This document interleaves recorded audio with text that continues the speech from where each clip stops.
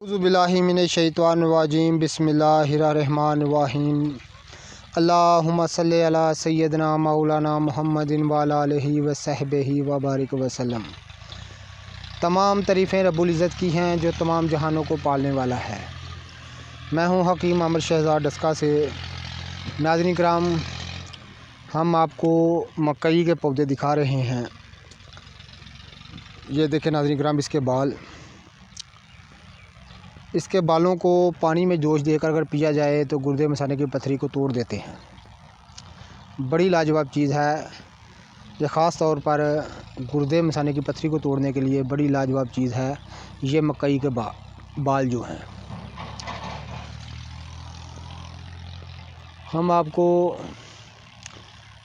मकई के पौधे दिखा रहे हैं। जितने भी मेरे दोस्त अहबाब चैनल पर नए हैं वो चैनल को सब्सक्राइब ज़रूर किया करें। ये देखें नाज़रीन किराम, मकई के बालों को अगर पानी में जोश देकर वो पानी पिया जाए तो गुर्दे मसाने की पथरी रेज़ा रेज़ा होकर निकल जाती है।